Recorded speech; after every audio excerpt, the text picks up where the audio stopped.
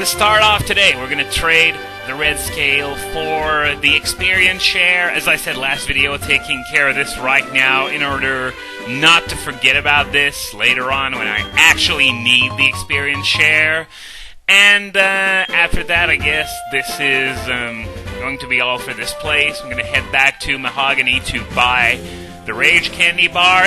Even though I put an annotation, you were still a few to tell me that the Rage Candy Bar actually did something. Or was it something else? Oh, I don't remember, and I don't care either. But, yeah, you want to buy this. Just gonna put Lapras in the lead now that Gengar's job is done. But, yeah, in Gold Silver Crystal, I think it was a potion clone or something like that. But here, it's a key item, so you can't use it. You can't use it for healing or anything else. It's really for trading over in Kanto for the Explosion TM. And he's talking about that guy. I think he's in one of the underground passages that go under Saffron City. But, yeah, now that that's done, we can head over to Steve's Legit Shop, where Lance is inspecting the place, and obviously shit happened while I wasn't there because he's commanding his Dragonite to use Hyper Beam on a human being. Isn't that, like, forbidden, having Pokemon attack humans? Oh, whatever. No, I'm not gonna try and make sense of this, but yeah, that really conspicuous statue or whatever did a really poor job at hiding the stairs. Because, well, there was an air draft, as we heard from the shopkeeper before. Anyway, this room. This is the first room of the Team Rocket hideout, and the way it works is that whenever you trip one of these cameras, there are two Team Rocket grunts that are going to come after you, one after the other. And there are 5 cameras in all in this room. I'm going to do this one on screen just to show you the lineup and everything. And I'm going to go out of my way to trip the other 4 off screen to get the experience points for these guys. Reason for that being that, well, we're not dealing with Magikarps here. We're actually talking about stuff that gives actual experience, even if it is severely underleveled. I'm going to come back to that point later on. But yeah, the Pokemon that belong to trainers, I think I've said it a few times in this LP series, they have a 50% experience bonus compared to wild counterparts of the same species and the same level, just for belonging to trainers. And by the way, the reason I'm going to off-screen the other 4 cameras is because we're talking about the same 2 grunts over and over and over again. There's no variety, no whatever. Those are the same grunts with the same lines and the same Pokemon. And I'm pretty sure you don't want to see it 5 times. I don't remember exactly what I did in the Crystal LP, if I showed everything, or if I just showed it once and off-screened the rest. But anyway, the latter is what I'm going to do in this LP, since, well, fighting all those guys would probably take the rest of the videos, to be honest, since we're talking about a combined 5 Pokemon for those 2 grunts. That means I'd be fighting 25 Pokemon in total just for those cameras alone, so yeah, it's just not worth it to show the same thing 5 times. So I'm going to be merciful, and I'm only going to show you this one time. I'm gonna do the rest off camera, and I will see you when all the cameras have been tripped and the experience has been acquired for these bastards. So see you in a few minutes.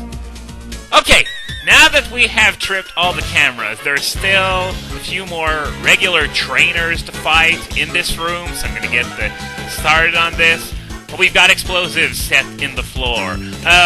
What that grunt is talking about is that just below this place where we're fighting, there are multicolored tiles that are on the floor, and if you step on the wrong tile, you're going to be dragged into a random battle against either a Geodude, a Voltorb, or a Koffing, all of which can detonate, hence why the Grunt is talking about there being explosives on the floor. We're talking about stuff that can detonate, though I'm not gonna go over there because it's not even necessary. Though if I wanted to, yeah, Gengar would be a huge help for having them blow up into nothingness, because we've seen that before in this LP series, like in Stark Mountain and Platinum. I had random stuff exploding on a Giratina.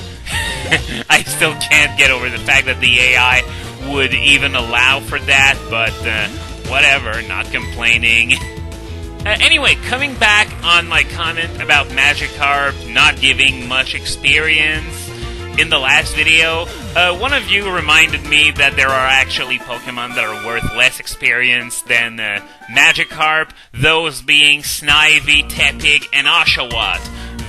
The reason for that is because, if you remember at the very beginning of the game, you fight both Sharon and Bianca, and under normal circumstances, fighting Bianca would give you a level up. So what they did in order to prevent you from having a level advantage against Sharon is that what they did was that they lowered the experience yield of the first forms of the starters so that you would be just one experience point away from leveling up to level 6 before fighting Sharon. So the fight against Sharon would still be your level 5 starter against his level 5 starter. So if you were wondering why Generation 5 starters give crap for experience compared to absolutely everything else, well, this is why. Because when they evolve, they are back in the norm of second form starters. Now, this guy here, he's the scientist that guards the switch that turns the cameras off. You know, the ones that I tripped earlier on. So, yeah, it's completely optional to to actually press that switch, since you can just fight all the cameras and the rocket grunts will stop respawning at those cameras. Which sort of makes sense because, as I said, they give a 50% experience bonus just for being trainers, so I guess they didn't want to have us abuse that for easy experience. So the Switch is over on the PC. I'm just gonna flick it, even though it does absolutely nothing by this point. I'm just gonna do it for the form, flashing in a suspicious manner. Well, why not? Better press it. Surveillance system is off. Can I turn it back on? Yeah, I actually can. Not that I'd want to, but, oh well, I guess they wanted to give us that option for whatever reason. Anyway, as I said, there's no need to go over where those colored tiles are. We can just go over to this side, and we're going to be able to head into the second basement from here. And here are the last two cameras that I activated. Got a nugget here. Don't know why they keep a nugget in plain sight like that, but oh well, I'm not Team Rocket. And now you go down there and we got Lance and his Dragonite. I think it's his ace one because he's got 3 of them in this game. Okay. Didn't need the healing that much, but once again, not complaining. Anyway, in this area, this is the area where we got this door here which powers the machine that sends the radio waves to the Lake of Rage, and they actually made it work a little differently compared to the originals. They added voice recognition into the equation, so the only person that can open this door is Petrol, the Team Rocket executive that we have yet to encounter. Actually, we have yet to encounter 3 of them because we only encountered Proton and the Slowpoke well so far, but yeah. The executive in charge of this place is Petrol. Oh, and here's something for you, because I personally found it incredibly funny. It may offend some of you, though, so I guess it's not for everyone. But, yeah, I was having a chat with some other guys at the TSG forums over, Pokemon nostalgia freaks who think the old games can do no wrong and the new games are all crap. And, Nico CW actually went on Facebook only to see just how low could their hypocrisy get? And he found a few nuggets. He compiled them all together and showed exhibits of why what they say don't make any sense whatsoever. So I'm going to throw a link to that in the movie description. And just for an added bonus, a few macros he made as well of other things that are actually fairly common within the nostalgia-based Pokemon fan base, if you will. And it's funny because it's true. There are a lot of people who actually really think like that. And we also discussed the fact that when it comes to nostalgia, it seems more and more like those people are not necessarily against newer games per se, but rather they're just 6 to 8 years behind what common sense dictates. Because when Generation 3 first came out, a lot of people thought that it just ruined the franchise, it ruined everything, Pokemon won't ever be the same again, Generation 1 games for the win, and we got Lance and Dragonite here again, and he's going to give us the scoop on how to unlock the door to the radio transmitter. Well, he's going to tell you everything I said about Petrol, but the thing is that you need 2 passwords in order to be able to even enter Petrol's room. That room is also protected by a password. I'm pretty sure it's 2, actually, so, I don't know. Am I just, having all the memories from Generation 2 mixed up into this? I'm not sure, but anyway, as I was saying, they're more or less 6 or 8 years behind because those people hated Generation 3 when it first came out, and there we go. I was wondering why I thought it took 2 passwords. It actually takes 2 passwords to enter Petrol's room, but it's just that he was actually sort of clever and hid it from Lance. But yeah, they hated Generation 3, and now they think it's the best of the 5. Somehow, I really don't know. And it sort of annoys me a little, because what that means is that a few years from now, games like Platinum are going to get all the respect they rightfully deserve. Except that when that happens, it's going to be too late because the newer games will have made it completely forgettable to begin with. So, yeah, it's sort of annoying how you got that bipolar bullshit going on. When a game is new, it's bad, but let a few years pass, 6 to 8, as I said, and suddenly they're the best ever.